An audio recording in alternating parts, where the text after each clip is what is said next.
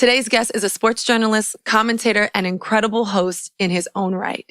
He's the founder of a multimedia company, Inflection Point Entertainment, and truly has done and seen it all in the sports world.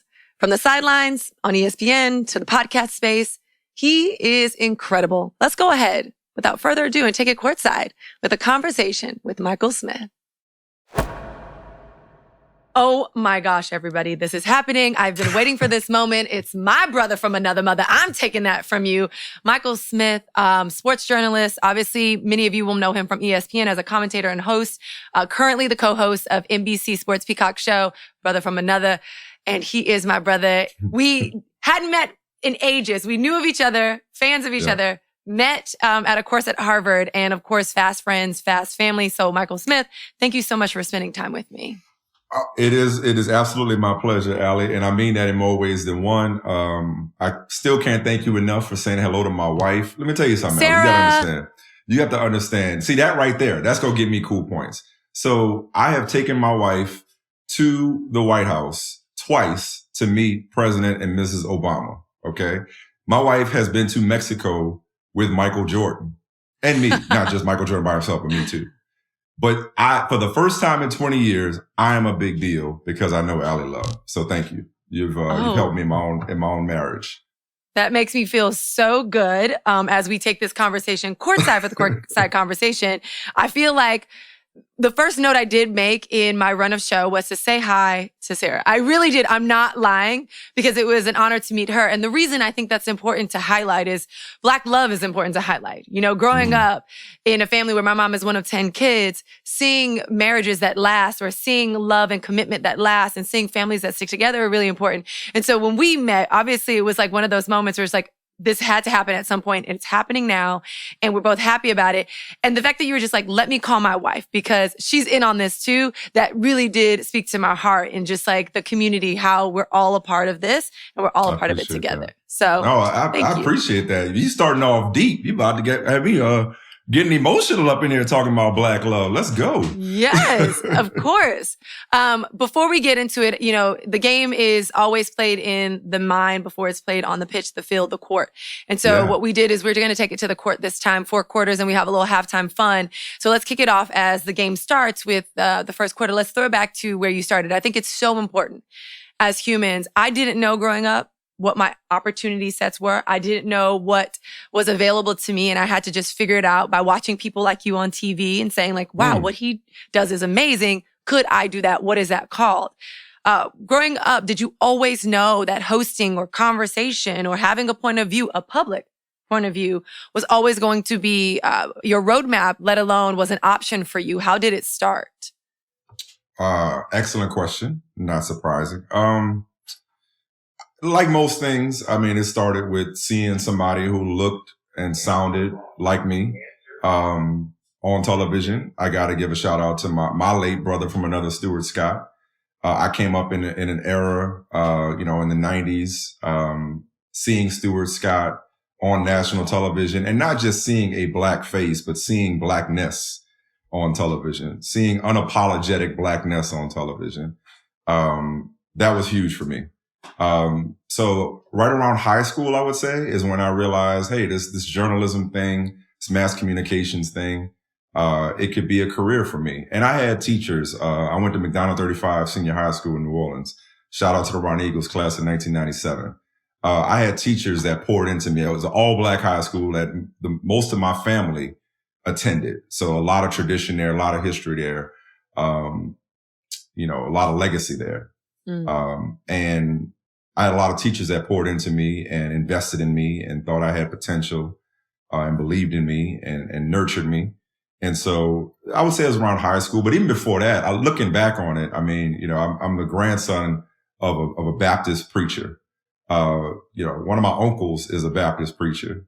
Grew up in the church. I was the president of the Young Men's Usher Board at one point in church. And so preaching has kind of been in my bloodline. And so, I guess the public speaking aspect, was always there. The outspokenness, the opinionated, part of it was always there.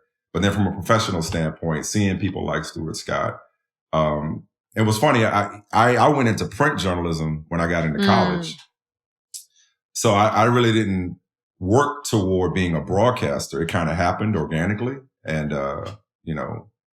once I got there, I looked back, and even I found an article recently, as a matter of fact, from, the local paper, the Times-Picayune in New Orleans did an article on me as like a local scholar. And it was like, what do you want to be? And crazy enough, it says Sports Center anchor. And I didn't realize that until I became that. But in the interim, I did not work toward that. That was not a goal.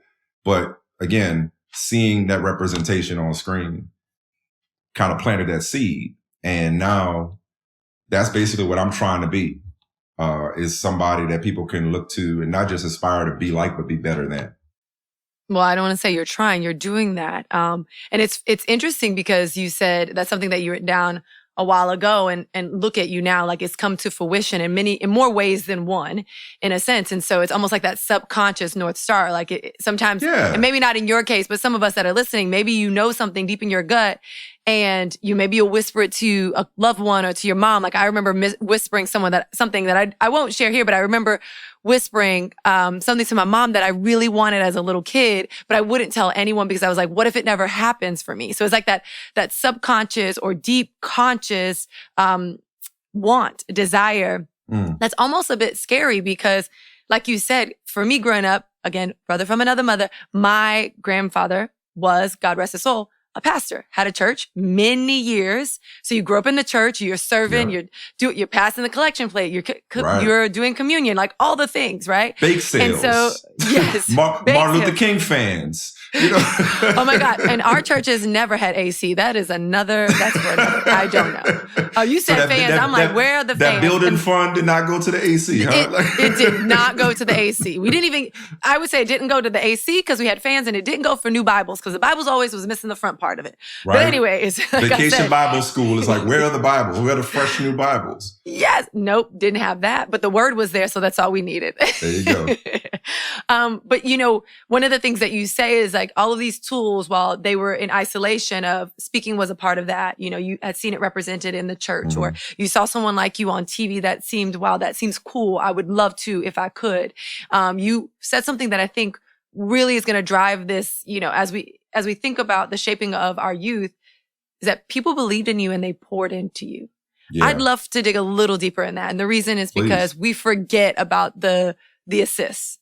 We forget about those that have really, like I said, handed us You see what I see what you did there.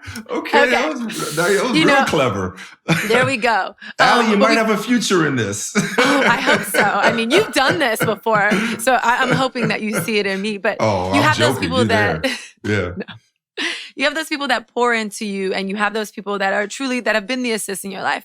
I'd love if you could share a moment or a person, or give a shout out of how was one of those assists. How did it shape your next step? Whether that was to college, right, in Louisiana, whether that was into the professional world, but what did that look like in the formative years for you?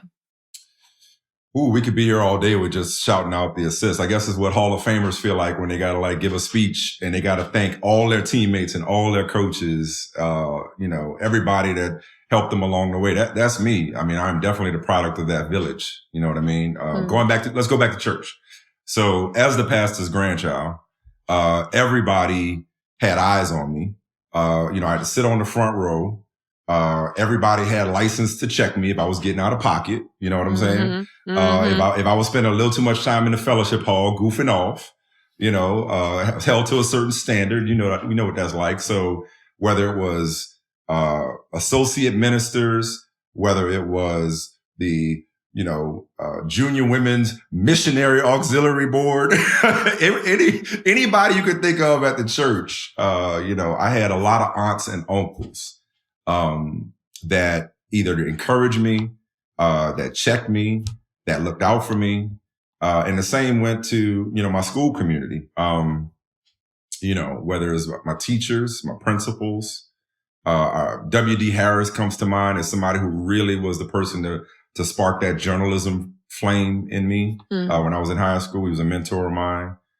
I think about, even some of my friends' parents, going back to that village, recently a friend of mine, name is Kristen Jackson. I still call her Kristen Leggins. That's how long I've known her. Her mother recently passed away, and I was talking to her and trying to offer words of comfort as best I could about Miss Leggins, Mama Faye. Mama Faye picked me up and brought me to school, from New Orleans East, to McDonald 35 across town, people that just little things like that, just get me to school on time every day when my mom or my stepdad or my dad before that couldn't. But then in my household, my mom, my dad, my stepdad, my uncles, again, my grandparents. I lived with my grandparents for a long time. And then once I got to be a professional, I remember going to, the National Association of Black Journalists Convention in Phoenix. This is while I was in college. And A. Sherrod Blakely read my newspaper clips and was like, dude, you got it. When I went to the Boston Globe, my now co-host on Brother from Another, as you mentioned, thank you for the shout out, Michael Holly. He was my mentor before he became my brother and a groomsman at my wedding and the godfather to my first child, so on and so forth. So he poured into me. And it's continued, again, I did not get here by myself. So you're spot on. You're right on target when you talk about that assist. And even just bringing our conversation full circle, I'm able to do what I do. And part of the reason why, Sarah was top of mind, I've been able to do what I've done, and I'm able to do what I do because of Sarah, because of my kids, because of the support and the encouragement that they give me every day. So at the risk of rambling, I'm going to stop right there. No, I love this. Keep going. Because you know what it is that they always give credits at the end of the movie, right? You always give the acknowledgments at the end of the book. And sometimes it's the story has to, the acknowledgments needs to be, and the assist needs to be woven into the story. I find that a little bit more effective. But one of the things that, especially if I may just quickly interject. Yeah, of course. Especially when you're not at your peak, when you're not at the top. When you going through it to get to it, those people that are with you, whether it's family, whether it's friends, whether it's colleagues, those, it's like a great time to recognize them then versus on the back end when you've already gotten to the other side of whatever it is you're going through. Like I've been in something of a transition period for a few years. I like to call it another opportunity to reinvent myself.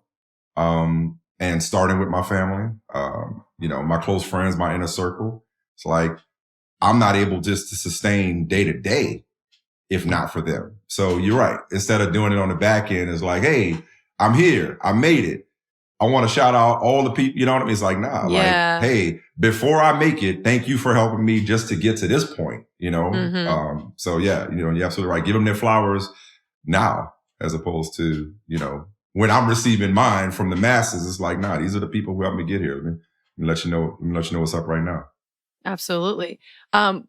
Thinking of, and something you had said earlier in your response, in this kind of concept of being poured into and having the village and again, giving those the flowers, was there ever a moment where you just felt like, before even like getting on mass TV, before having a great platform, was there a moment where you may be filled up, you may feel like, I could, the ball's in my hand and I'm in the court, I'm in the arena, I'm here. But should I? Was there a moment where you're like, I don't know if I can do this. I don't know if I can make it. Like you second guessed your ability or what was there or what was next?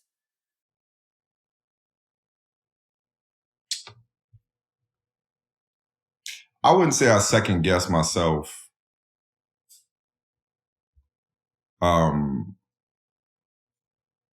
See, I'm thinking because I want to make sure I'm being honest with myself, let alone honest with you.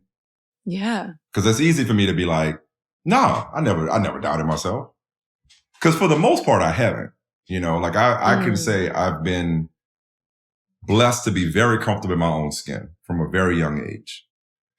And I've always believed in my abilities. And I've always believed in the plan that God had for my life and the blessings that he had in store for me. but it ain't always easy to believe, if that makes sense. Yes. Yes. So I guess I would say, not on the way up. Because, I mean, honestly, Allie, like, so much happened for me so fast. Yeah. Until I think that was like, I didn't deal with adversity until way down the line.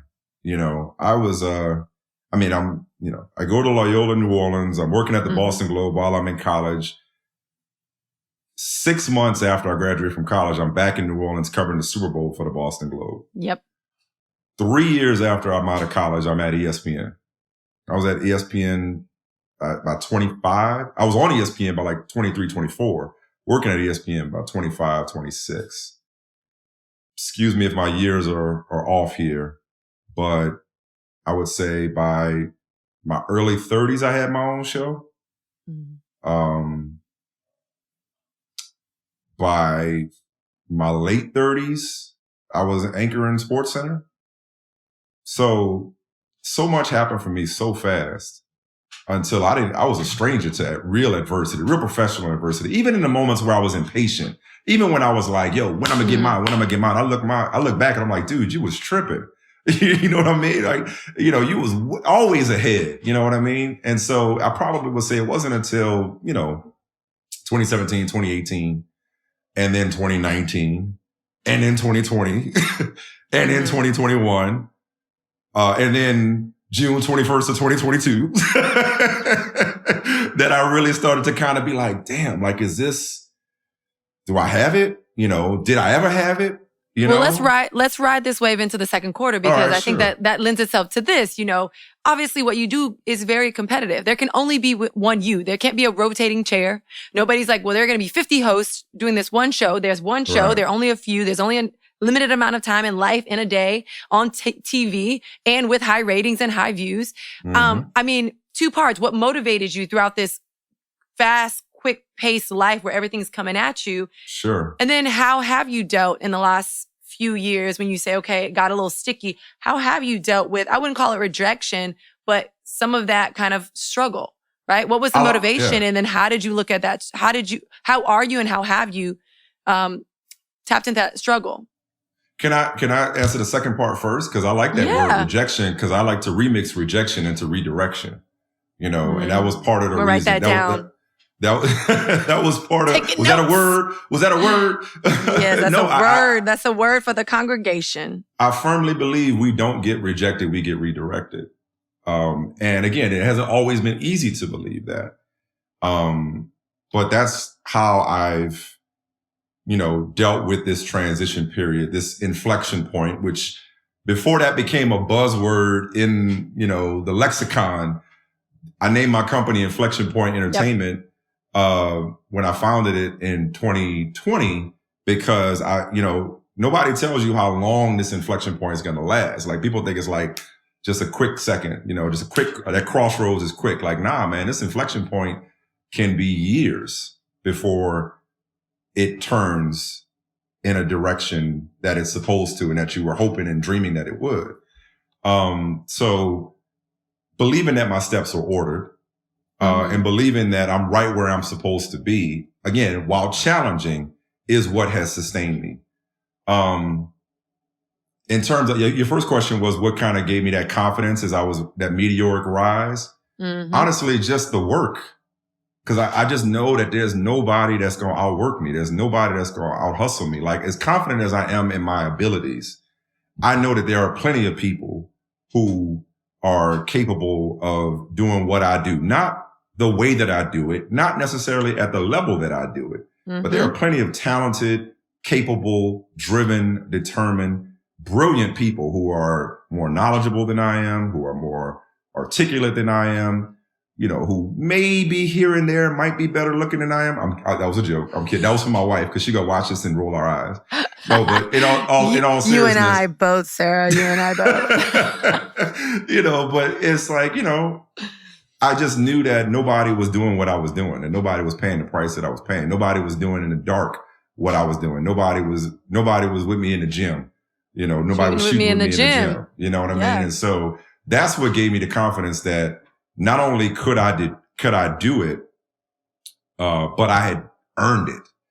Since this is something of a basketball-themed podcast and conversation, Damian Lillard, who I'm sure you know well, he said something recently that he just stuck with. It just stuck with me, and it stuck with me both for me and for my son, who I have the privilege to be coaching his AAU team, and for my players that I coach.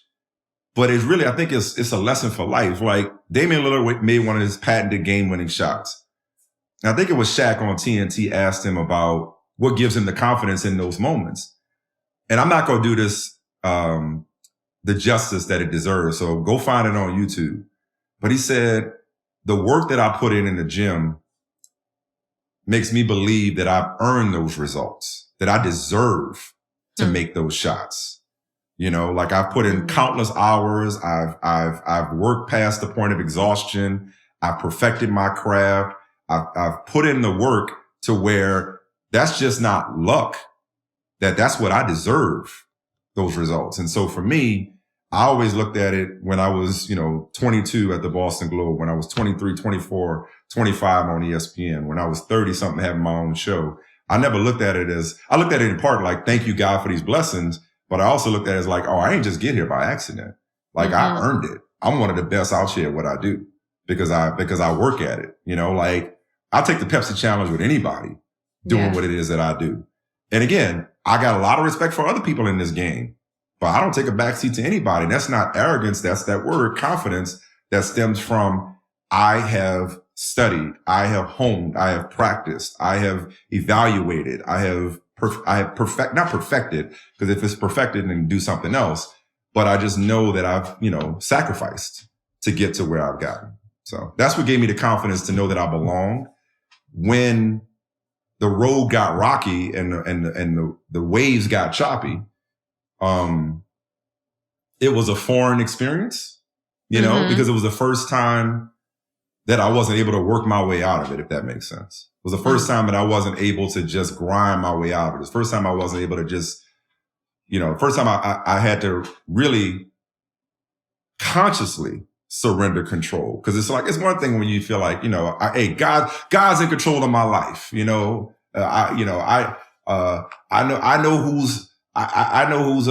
whose hands I'm in. It's easy to say those things when things are going well.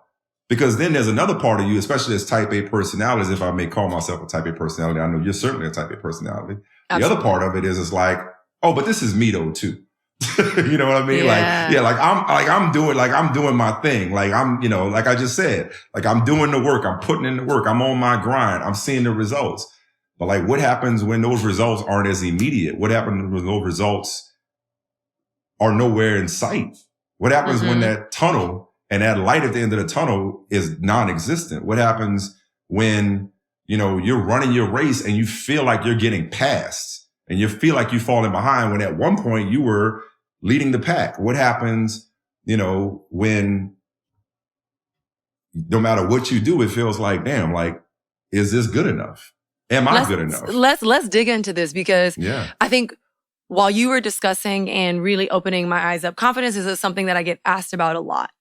It's something that I don't naturally think that I do, but I think you and I are very similar, which is kind of how we have fast friends, right? I think it's because I respect that you're good at your job. I know that you've worked hard for it and vice versa. There's a level of like real recognized real here. No doubt. And we know it's like like you weren't with me shooting in the gym and you don't even know how much time I was in the gym. You know what I mean? Like I'm in the gym while you sleep. I'm up at 4:30 in the morning while you sleep. And this is no shade. These are just facts. Right? And so I'm going to quote, because I just was talking to CJ, a mutual friend. I call her CJ, but we have a mutual friend. And she had to check me for a second because she's good at that. Yeah. that's how she and I got close. Yeah, she had to check me for a second because she's like, I keep hearing you say, in certain meetings when we talk about your opportunity, in our leadership meetings, you talk about your opportunity or you discuss something that you have going on in not comparison, but relative to what else is offered on the table. And you use the word privilege. And she's like, I need to check you because you're not privileged. This is not because your opportunity set isn't a privilege. Nobody handed you that. You work very hard for it. And I was like, wow, like that hit That was like the one of the below the belts that just like woke you up and you're like, facts. What am I doing? I want to make sure what I'm saying about myself is honest and true. And it's not discrediting the hard work that I put in every single day. And so I think there's a subgroup humility. Of people. Yes, that like, let's play it small. Let's like, humble brag. Like, not me. No. When the reality is, let's put away the humble brag. No longer are the days of the humble brag. We're here to celebrate and champion each other. And I have to stand on that. And so it's still new because it happened a couple days ago, but it's actually something I'm recognizing I do too often. I play small when I tell you not to play small so that I'm not too big and overshadowing. And I say all that to say, like, the first part, when you're talking about confidence and you're talking about the fact that, maybe I didn't deal with that second guessing. I didn't deal with like, quote unquote, rejection or the redirect. I didn't have to redirect right away in my career, but it was because I was so committed to doing the work.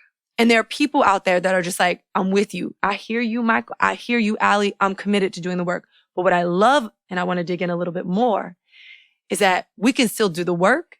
We can pound against a rock. We can run as fast as we can. We cannot stop. But there is a moment in life, moments for many of us, I call it chaos, the unknown, where you meet your match. Yeah. You work. You've given all you've got. You've strategized to the point where you've written everything down. You've thought about it. You've talked about it. You've prayed about it. And nothing is happening. Nothing is working in your favor. Nothing is coming as not quote unquote easy, but as more seamless. Nothing is clicking. And I think there's another subgroup of people, and maybe there's an intersection of those two people, but there's another group of people that's like, that's where I am. I'm coming out of a few years where things are challenging. And I'm being strategic. I'm being thoughtful. I'm having all the conversations with all the right people. I'm putting myself out there. I'm doing exactly the work that you're talking about. And I'm not seeing any of the fruits of that labor. I need to know in these moments, past in the last few years and present, what is your strategy? You said the word surrender. What does that look like? Literally, what does a surrender look like? Because the word buzzwords, for me, is like breaking down these like buzzwords. What does a surrender looks like we just had a conversation, a meeting, something didn't go your way, something got taken away from you that maybe you wanted, you thought you deserved, you thought was your future. What does surrender look like? What's the action behind that for you? Okay, I don't know if this exactly answers the question, but I'll give you a recent example because it just kind of popped in when you said something that I wanted that I didn't get that I thought I should get. So first of all, it's removing, it's repenting and changing your mind and shifting the paradigm from just that. And it's hard when you're competitive. It's hard when you're confident not to identify something and say, I want that. That's for me. I should get that. And then when you don't, it's kind of hard not to feel like, well, was that some kind of reflection on me? Is that some kind of referendum on me? What does that say about me? Am I missing something? Am I not as dope as I thought I was? Did I say the wrong thing? Did I not?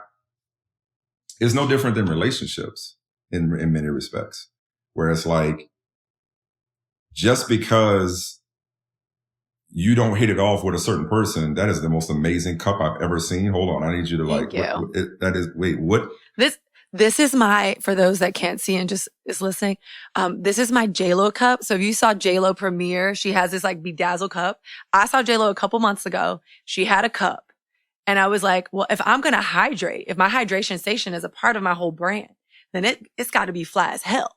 Damn. And so this is. It looks like it could be like a purse at the same time. Like you, like. I mean, this is why you're crafty. Like this is it, innovation right on the spot. No, it's a large cup. I fill it with water, and it's just regular water. Regular water. It look like it's holy water or something in there. Well, because you are speaking facts. You were talking about surrender. I will sip this holy water because I need an anointing right now. Oh my gosh. Sorry for the distraction, but I was hydrating. That's okay. It was a welcome distraction. Drink water, be kind, and boss up.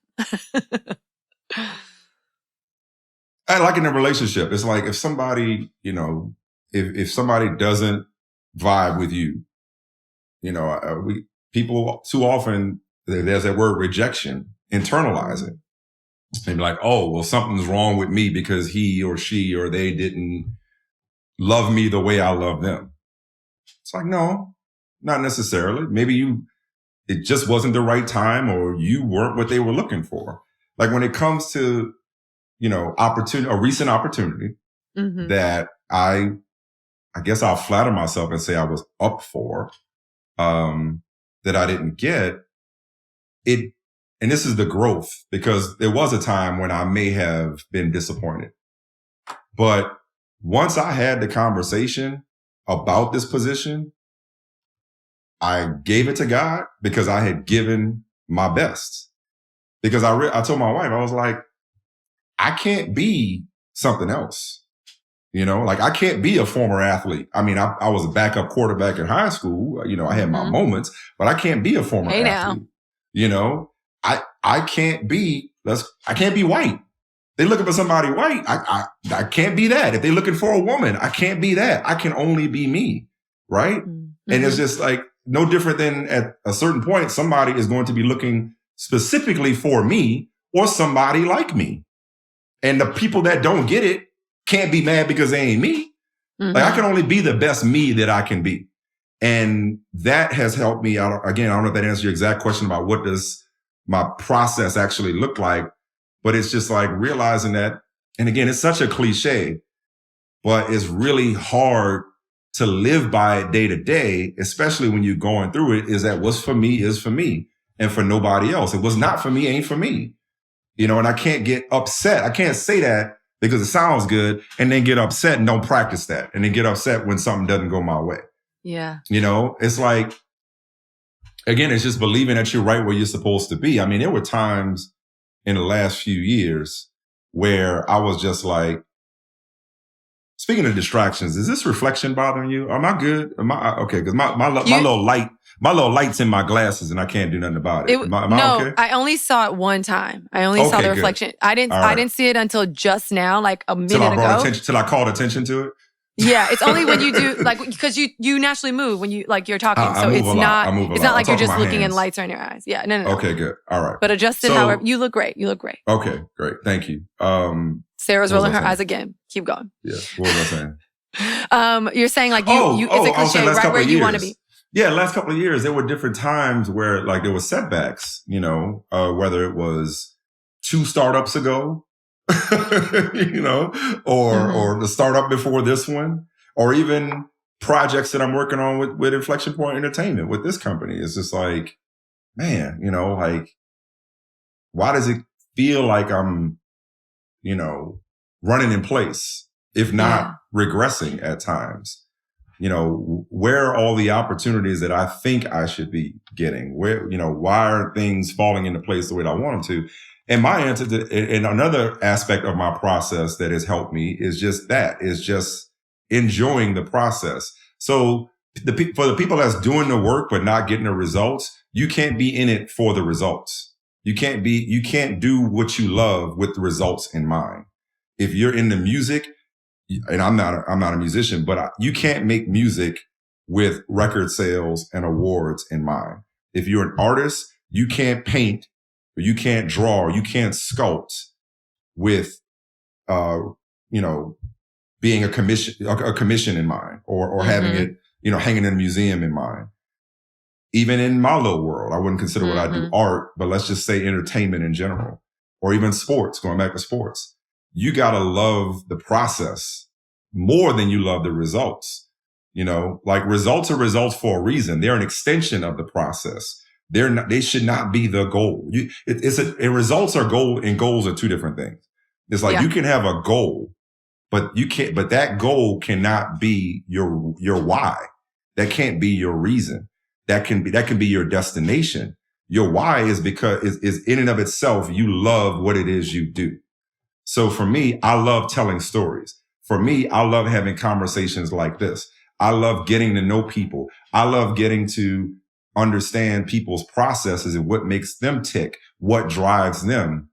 I love pulling things the way you're doing with me right now. I love pulling things out of people that they wouldn't ordinarily share in and of itself, whether that leads to me having my own platform, my own show, my own network, and getting paid millions of dollars to do it. Those are the results. But that can't be what gets you up in the morning, because that's external validation. So if I'm doing this to get followers on Twitter or Instagram, I'm doing this to get famous, I'm in for a rude awakening, because there's going to come a day when I'm not famous. Yeah. There's going to come a day when nobody is checking for me. What is it that gets me up in the morning? What is it that fulfills me?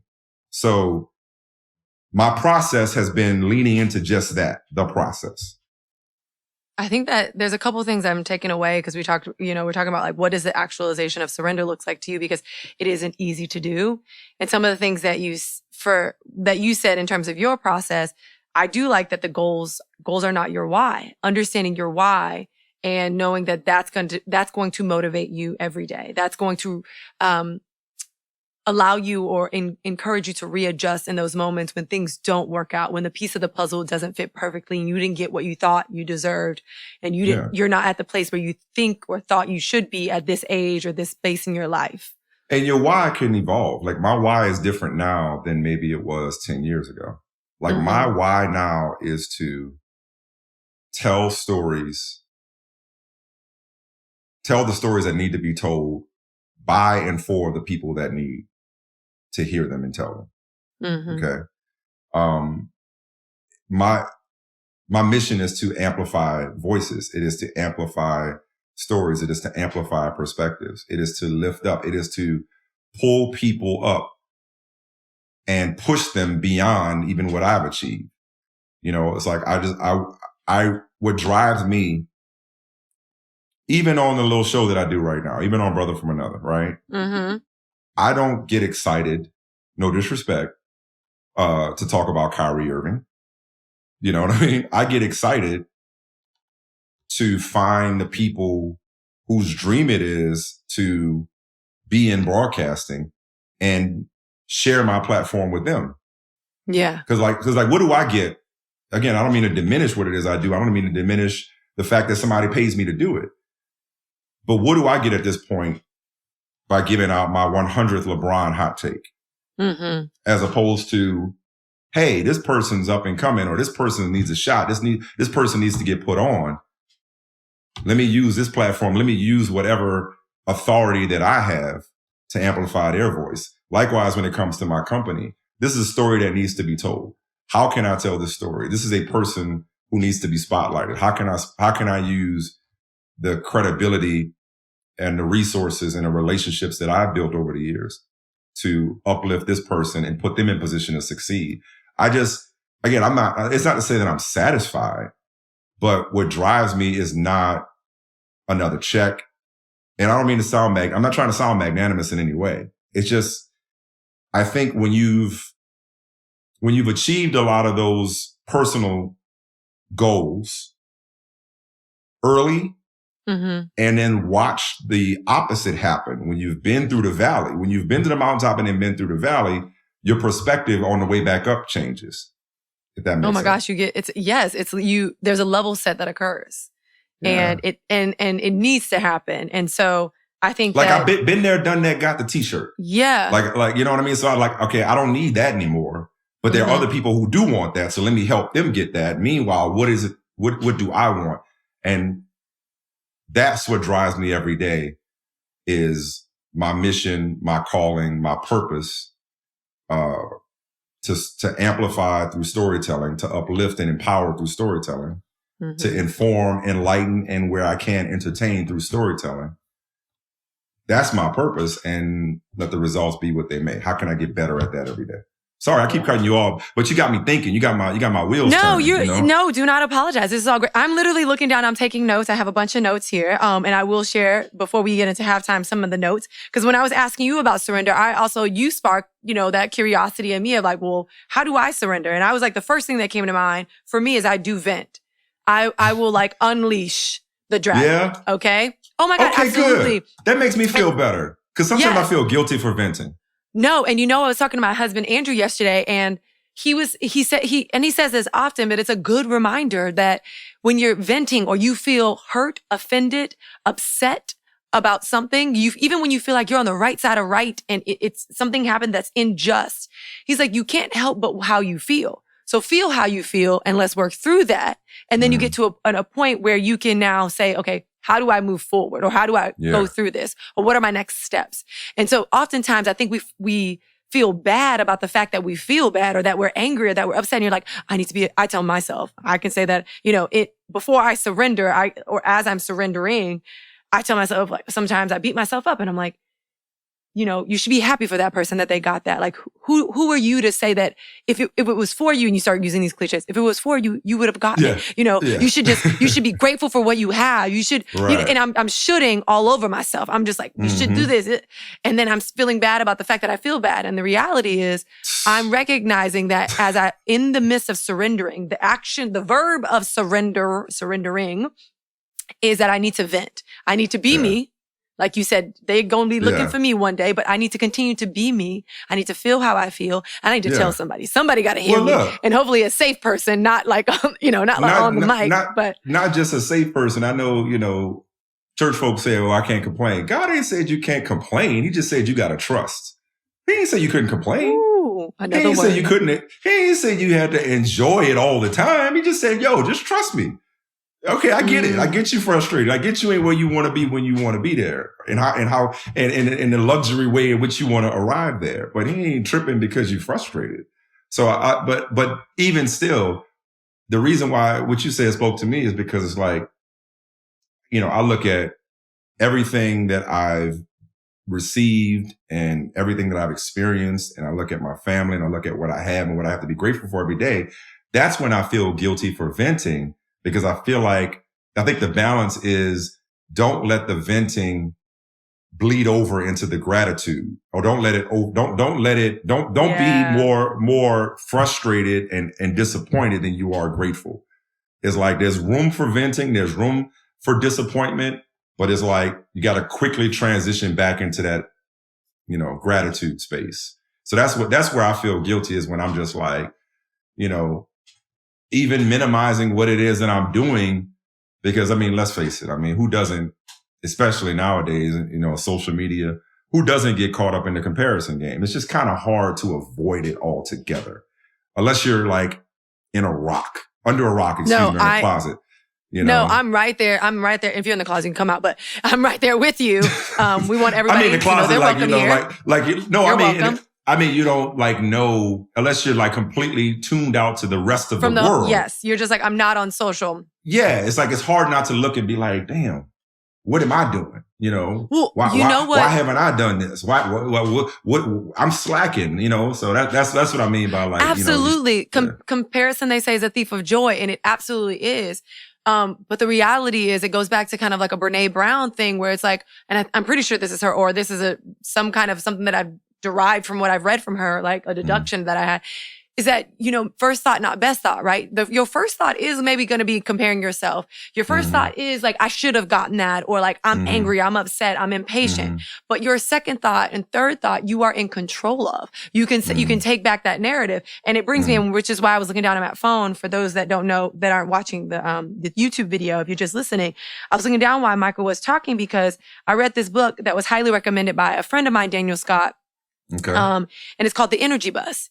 And it's by John Gordon. The Energy Bus, which is like now my new plight in life. Like, I'm here for it. And one of the things that they discuss is like, there's also another one, like the no complaining rule, right? And it talks about how energy is contagious. So obviously when you're in that space of venting, just know, that's why I say a safe space, just know that if you bring that in certain spaces, it's negative. So your energy is contagious. But also, like, there's a rule on the flip side of that of like, no complaining. Not that you can't complain. It's just that once you've complained, let's look at the upside. Let's move forward. No doubt. And this concept of surrender, I think those things need to coexist. And the reason I don't think it's a this or that, more of an and, is because when I surrender, I need to vent. I need to tell myself there is negative energy that is pent up inside of me that I need to get out. I need to get the complaints out. And then I need to bridge that gap to say, okay, now that I'm done there, I'm not going to continue to complain. I'm not going to continue to wear that negative energy. I will look at, to your point, but what am I grateful for? Not that the gratitude or the things that I have. Ventilation, Allie, a little ventilation, air it out. A little, yeah, there you go. That sounds better. Air it out. And again, it's not because I have these things, then I should act a different way, or this shouldn't make me upset. Because I have these things, that makes me happy, and I can get upset. but just know I won't stay there. And I think that is the most important thing when we think of this journey. And we talked about your journey in the first quarter of like, how did you know this was available to you? Taking it into the second quarter of like, when did ish hit the fan? And you're just like, and how did you deal with it? And I think what we're learning before we get into like this little quick halftime is that you can, it's this and that. You can be grateful. You can be on that fast track. You can hit the rocks. And you can feel upset, angry, and grateful and know that you can move on. And I think that juxtaposition comes back to everything that I will say that one of the biggest things that you preach and that you've said to me too in person when we started having conversations is that when they're looking for me, I'm going to be me. That is you. And that is powerful because you're not just this and you're not just that. You are all encompassing of feeling all of these things and sometimes hell at once. You know what I mean? And that's what makes these conversations so powerful. So wait, on that note, I love it. I want to jump into some quick, very short, rapid fire. And then I have a question for you. I'm curious about the question at the end of this halftime entertainment. So whatever comes to mind, super easy, super quick. You know what I mean? Okay. All right. Super short. All right. So I call it fire rapid because this is just when I've hosted at the Nets games, I would like to say that I get all the words right, but I do not. And while this has been told to me hundreds of times that is called rapid fire, when I introduced it at the Nets game, I'm like, hey, I'm here with Michael. He's a Brooklyn Nets fan, and we're going to do some fire rapid. And I don't know why, but that is the thing. I like it. So for this I'll dig it. It's a fire brand. rapid, let's go. All right, fire rapid. Okay. Let's go. Basketball or football? It's fire rapid, Michael. Come on. I'm sorry. Football. It's hard. Football. It is. That's the point. TV or podcast? TV. New Orleans or New York? New Orleans. Hosting or being interviewed? Hosting. Co-hosting or solo hosting? I'm a solo act now. I'm realizing that I'm a solo act. Fire rapid. Okay, I would say very quickly, one of your funniest moments on camera. Go. Oh, God, there's so many to choose from. My funniest moments on camera. I'm sorry, this is not very rapid. It's okay. I mean, it's 20-something years. There's a lot of funny moments. I like to have fun. A lot of funny moments. I'll share mine that's most shared is that I often put my pants on backwards on camera. Like when I come out for class, I would say like more times than I'd like. When I teach a class, my pants are on backwards. More times than I'd like. Funny moments. Okay, just quick clarification. Could it be funny to other people? Hey, not necessarily to you. So you'll appreciate this. This is your fire rapid. You go for it. Given your background, you'll appreciate this. I would say my funniest moments for people that have followed me is anytime I'm caught on camera dancing. It is not a pretty sight. I cannot dance at all. There are not many things that I do worse than dance. But I do believe I am a moment seizer. I seize the moment. There's an infamous video of me on stage at a party, dancing to with Belle Biv DeVoe, with Belle Biv DeVoe to Poison. And I just feel like, even though it was awful, I feel like I deserve credit for seizing the moment because they called me on stage. And what am I going to do? Not go? And so I went up and I did my thing. So I would say my funniest moments on camera, not necessarily in a studio. Anytime I've ever been caught dancing seems to bring a lot of joy to those that have seen it. One of my newest favorite proverbs that I've been saying lately that I heard is they'll call you a fool whether you dance or not. So Michael Smith, you dance. You dance. You dance, my friend. Honorable mention. I'm really proud of some of the sketches that we did, on my old show, His and Hers. I mean, like, you couldn't have told me when I was growing up that we'd have an opportunity. This is objectively funny. That I would have an opportunity to basically play Eddie Murphy on television. So whether it was Coming to America, whether it was Anchorman, whether it was Step Brothers, whether it was Boys in the Hood, like we did some black shit. Excuse my language. We did some awesome stuff back in the day. And I'm proud of that. We did some classic material. So that I would say that one in terms of objectively funny stuff. Yeah. I love that. And then last one, as we round out this halftime entertainment, you can only pick one. Although Angela, you picked like a bunch, and I was down for every single one she picked. But what is your one pet peeve? Like irks the nerve. You know how your parents who say you're gonna get on my last nerve. It's the thing that gets on your last nerve. Even though I used to tell my parents, I wouldn't say it out loud because I wanted life, right? I wanted to live. I chose life. Right. I'd be like, if you only have one nerve left, you should go to the doctor. That's what I thought when they said that to me. But I digress. One pet peeve, last nerve. I got 3 kids, so it's hard to narrow it down. And two teenagers. But honestly, I would say, and this is not like a nails on a chalkboard type thing, or it's like, oh, I hate it when people are late, or I hate when dishes are in the sink. No. This is more of a macro issue for me. And this kind of speaks to our entire conversation. I hate underachievement.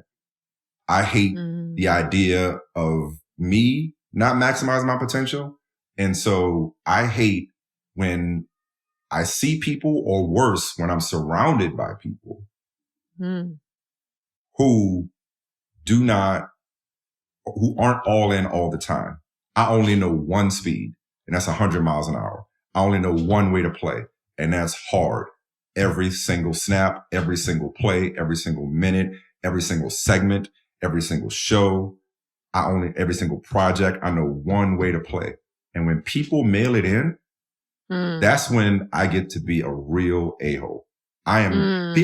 People have considered me difficult at various stages. And that's a whole nother conversation. We can unpack that.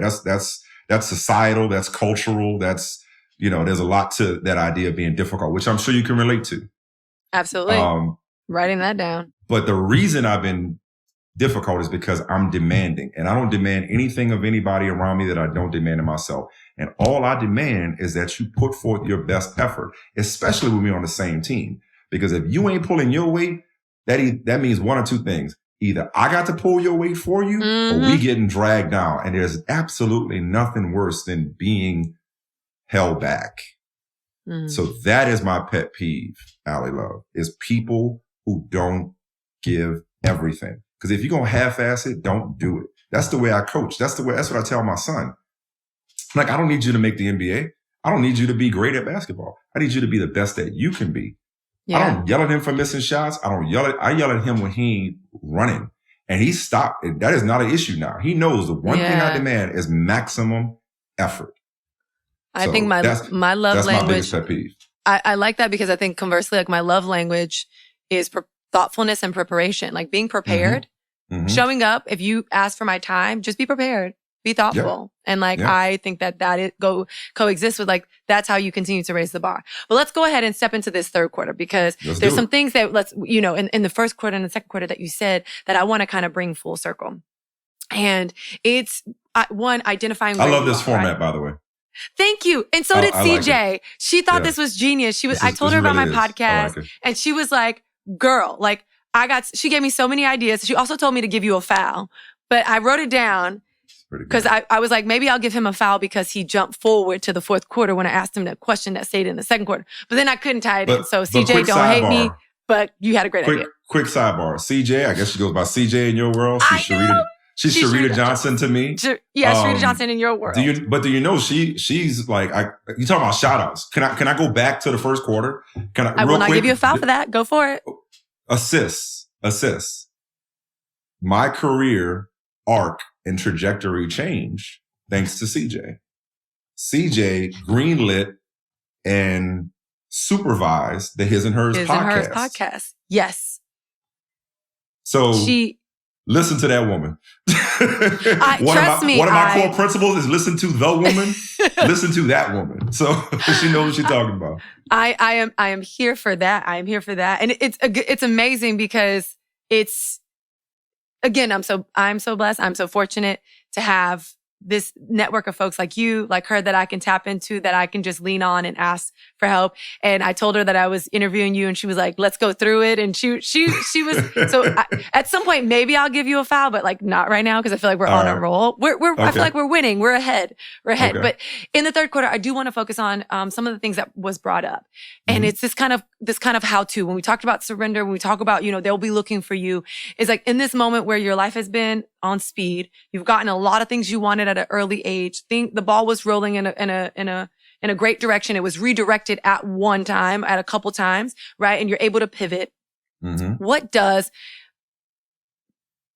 and I'm gonna make this, I'm gonna give you a little caveat. Like no shade to like the family life, love it. Yeah. But for those people that are tuning in for their career, because your career is a great roadmap, and people sincerely, are trying to mimic it. When it comes to your professional life, what is your metric for success? I often say like your structure plus strategy equals success, right? Structure is, I'm going to do this at this time, and this, and that's going to lend itself, and that's going to be the roadmap. Your strategy is how you apply it. Strategy equals success. This is something I've been saying for many years, as I develop myself into, I don't want to say that I'm a motivational speaker, but something that I lend myself to that intersection of professional and personal life that we often neglect. We don't live in our intersectionality enough. And I think this is imperative, because this is applicable to your personal, your professional life. Structure plus strategy equals success. You have a routine in the morning. You do the routine. That's your strategy. Your strategy is, I'm going to do this at least 5 times a week. It equals accomplishment. I made it. I hit success, right? That's a metric for success right there. And so when you think about your professional life, how have you can take this any way that feels good for you. What is, or how have you established a metric for success for yourself? And what does that look like, if you don't mind giving us insight? Man, that's deep. Because it's changed over the years. Yeah. And I would say I'll tell you how I define it then. How I defined it then and how I define it now. Like most people, I love a good sale. 2 for 1. Give it to me.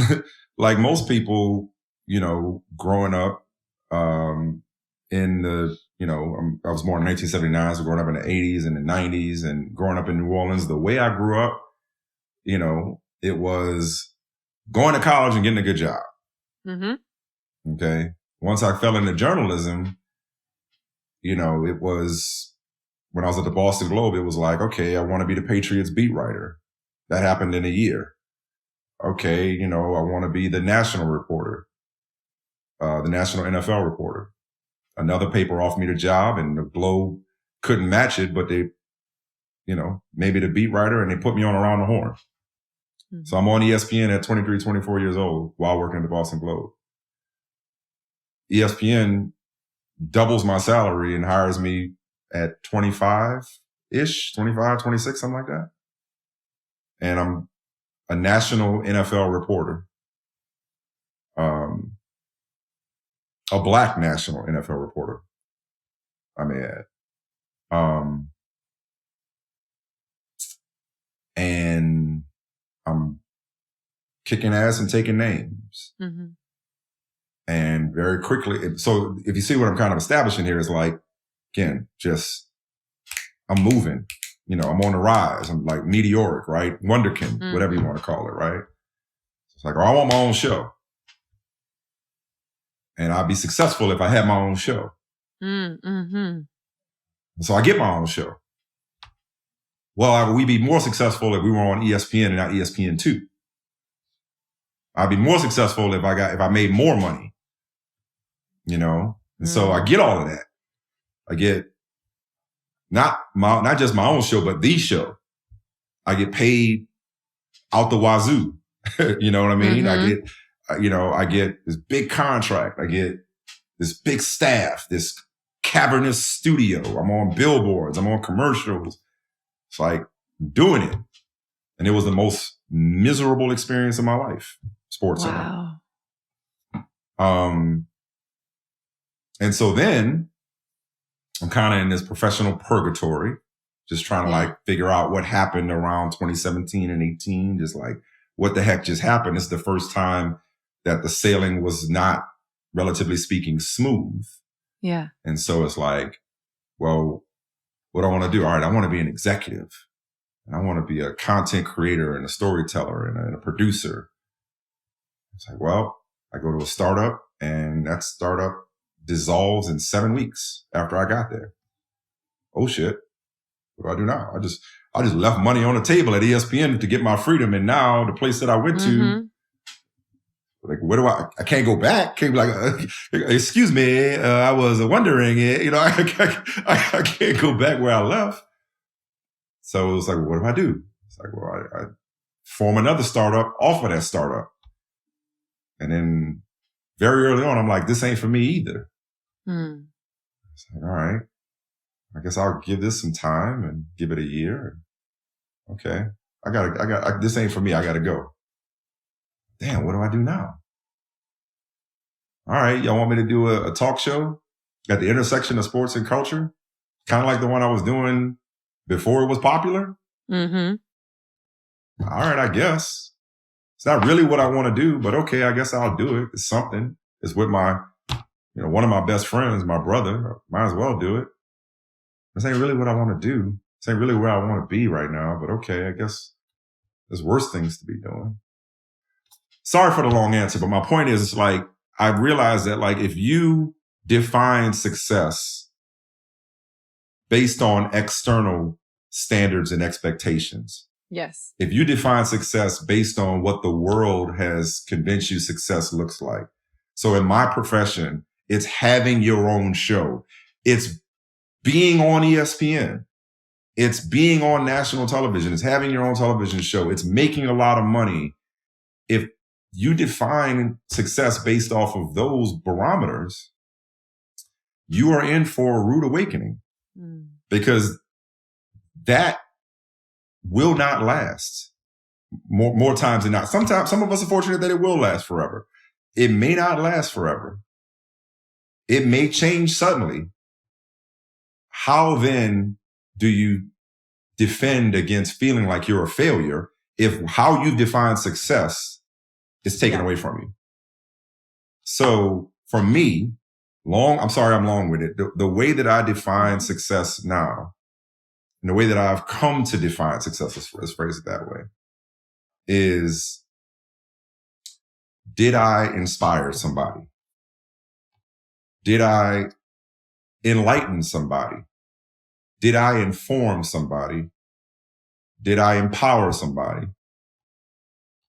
Did I dish out an assist today? And for me, it's day to day to day. And last but not least, did I challenge myself today? Did I stretch myself? Did I do something out of my comfort zone?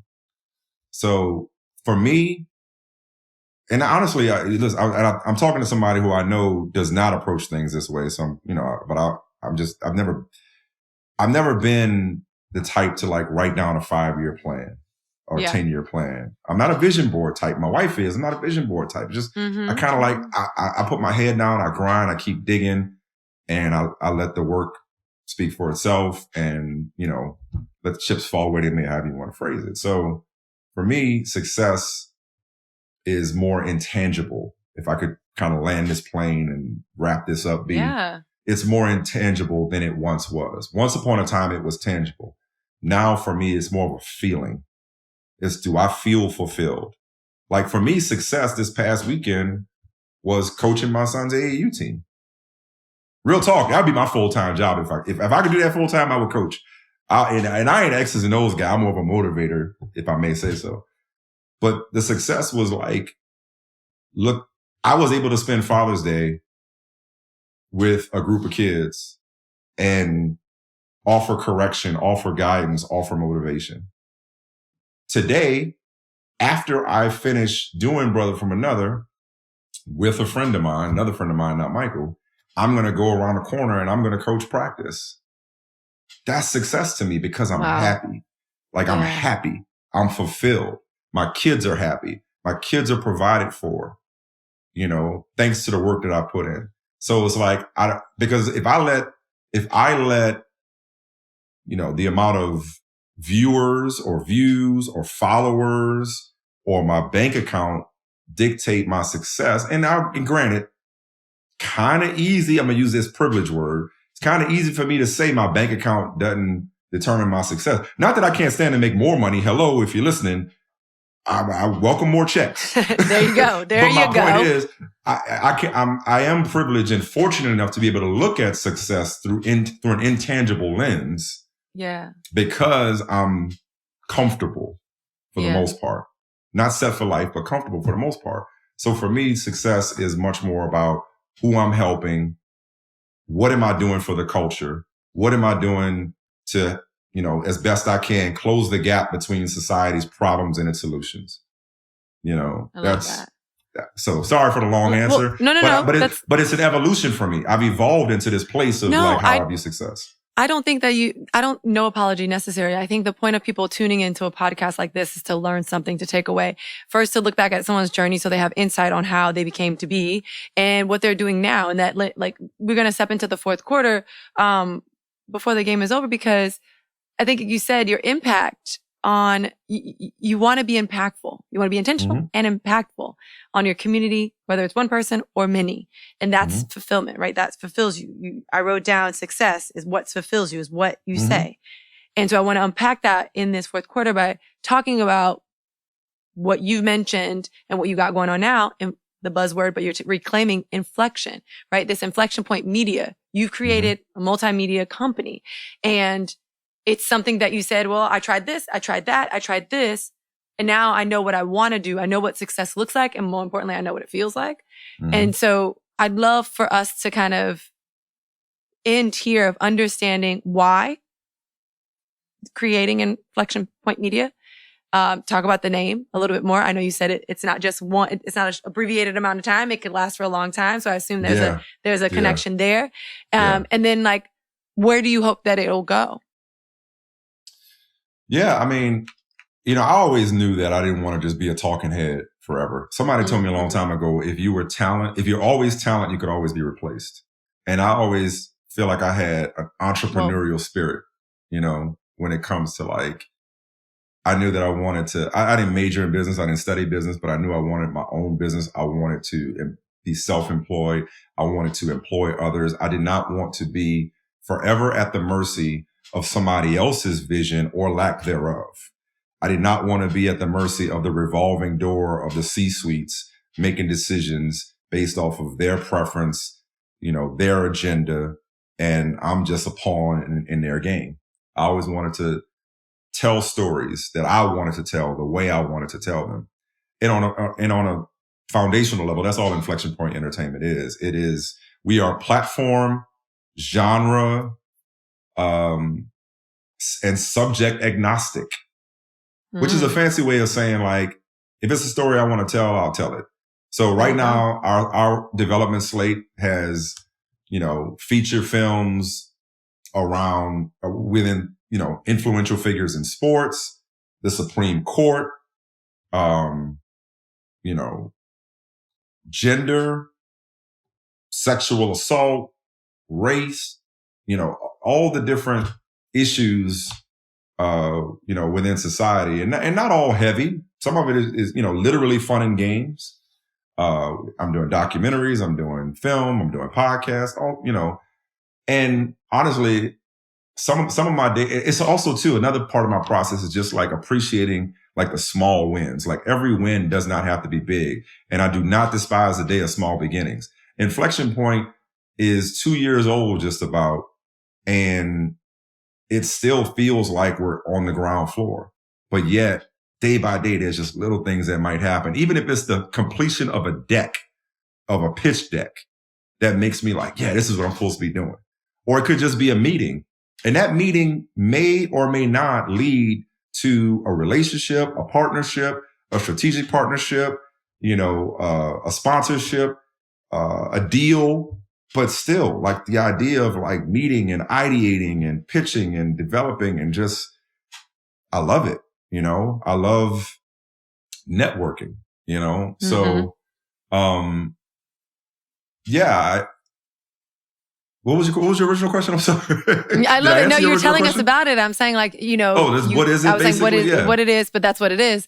And what's, what you're doing. You're saying these are the things that you're agnostic about telling the stories I want to tell, the stories that people need to hear, and giving people the opportunity that need it to tell. Well, I think also one of the things that you say as we close the game is that Inflection Point Media is that you're reclaiming agency, right? You're taking back your power. If talent can be replaced, no longer are the days where you are the talent. Now you are the person behind the lens. Now you're the person that have a seat at the table that's owning the table to say, let's bring creators in, facilitating that conversation, facilitating what content creation looks like for the next generation and the stories being told and the unstories that need to be told. So I think that you describe what I'm doing better than I do. So thank you. Well, when you're so... I'm going to have to use all of that stuff you just... Yes, take it. But when you're so close to something, it's like when I describe Love Squad, I say I'll do Love Squad to my dying days because even if it never becomes a huge company, it's a small company that I'm the CEO and founder of, and we do women empowerment events virtually and in real life. And I'm like, the reason it fulfills me so much because it comes back to what you said, the metric of success is making sure that, I find what fulfills me is that ability to give back through conversation. Mm-hmm. I think the catalyst for change is conversation. And it's through these conversations, through the game of life that we just played, that we just went through, that we just talked about, that's going to change someone's life. There's something here that's going to get someone to think, that's going to get someone to pivot, that's going to get someone to have a feeling about something, that's going to evoke something. And I think that's what magic is. Like when we talk about magic, that's what the magic is to get you to think in the way you've never done before, right? That's what magic is for the game. You said we were closing the game. I do have a question for you, if I may. Oh, of course. It's hard. I mean, I just, You do this? Oh, do you do this for a living? Oh my gosh. But it's hard for me to turn it off. It's hard for me to turn it off because I got so many questions and I'm so, curious about you because it's like, and I saw it at Harvard, when we spent 4 days together and it felt like, A, it felt like we'd known each other forever. Yes. B, it felt like we had spent, 4 months together after that, that 4 days. I felt like, I'm vibing with her. I know her.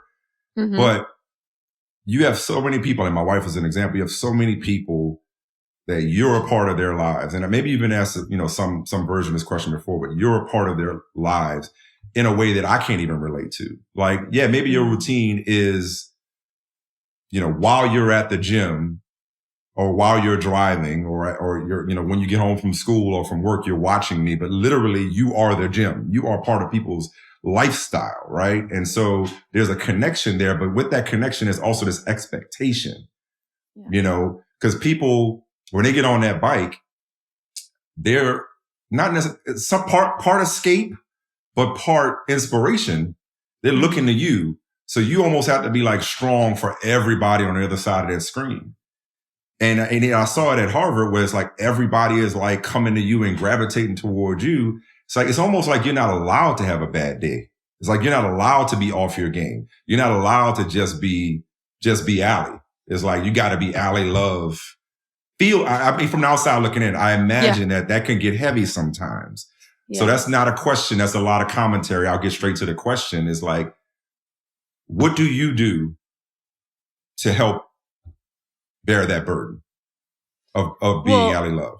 Well, keeping it to the game of sports, Billie Jean King, who my mild obsession that I have is her life and her story and what she continues to do around the community and being inclusive. Mm-hmm. And is that pressure is a privilege.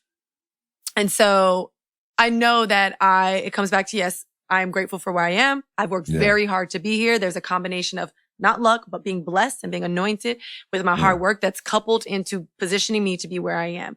That also lends itself to, yes, pressure is a privilege, and I'm privileged to have this pressure. But it's not without the fact that I do have many bad days, that I do wake up and say, I don't know how I'm going to, right? And in terms of how I handle it, I think that I'm also continuing through sincerely, I know I keep saying through conversations like these, very excited. As you can see, you're definitely one of my longest conversations. I'm very grateful for this. CJ's going to be mad at you. Because she wants it to be shorter. Yeah, she does not like long podcasts. No, you're right. I know. No, you're right. Okay. We might have to split this in two. Okay. Yeah, but, we might have to. No. But the reality is that in terms of handling it, dealing with it, it's through conversation. It's through understanding how someone else is handling their lives. Because I too can get caught up in, Michael's life is perfect. He's been on this TV. He's done everything that I wish I could have done or that I wish I could do. And it's always, I romanticize. I make everything more of a fantasy on the outside. I'm sure they're good. Their life is great. They look like this. They got this. And look at, and poor me. And so what I do is one, I do a lot of things, but one of the things I really do is I put myself in positions and I surround myself with people to have conversations, to learn about their lives, to ask more questions than I'm being asked. And the reason for that is because I think when I learn about people, it gives me a wider aperture to what life is really like. It gets me out of my own way. It gets me out of my own head. Is that what inspired you to do this podcast? Yeah, I've been wanting to do this for a long time. I've been working with the Nets for 9 seasons and I've been wanting more in the organization. And so I created a podcast because I wanted to be a podcaster. This is my podcast. And so what I ended up doing is I pitched it to the Nets. I was like, do you want to do this? I have this really cool idea. And so there's a little bit of a collaboration going on. But for the most part, it is this. It's that I selfishly, I get to spend time with you and people like you. And I get insight for free that otherwise I'd have to pay for. Access to information is expensive. Honey, if you went to Harvard, even for the business school, you already know, we know it's expensive. Yes. Access to information and to people is expensive. And so the fact that I get to do this for free at a low to no cost is what I want to afford every other person the access to. And that's why I do this. And that's how I take care of myself. That's how I wear that burden and continue, again, not without bad days, but still this is my pick me up. This is my feel good ride. You take my feel good rides, this is my feel good ride. So I like it. On that note, CJ's going to be mad, but I think this was a very successful podcast for us and I'm very proud of us. I really appreciate your time. This was a very in-depth conversation. I hope those of you that are listening, that you really take something away and not only digest it, have that internal dialogue, but more importantly, have an external dialogue because it's always that ability to pay it forward, to pass it on, to share information. That's wealth in itself. And it's all through you, Michael Smith. Thank you so much. I appreciate you taking a courtside seat with me. I am honored. I am grateful. This has been so much fun and I have not blown smoke. You're really good at this. Oh, thanks. You have a gift for making people feel comfortable. This is, you're doing just what you're supposed to be doing. And I'm happy to have done it with you. This has been a thrill. I'm so glad to have met you. So glad to be connected to you. And, I hope your audience got something out of this as well. Thank you for having me. I'm sure. Flattered. Yeah. And let's do it again. We're definitely gonna do it again. Let's not even ask. We're gonna do this again. We'll do it shorter. I don't think we have any restrictions. I'm taking restrictions off. Right. I'm saying we're just gonna do this again. I'm long-winded. That's it. I told you I'm a preacher's grandson. This is great. This is great. But either way. All right, awesome. Everyone. Thank you so much for tuning into Courtside Conversation. I'm Allie Love. Michael Smith. What a time.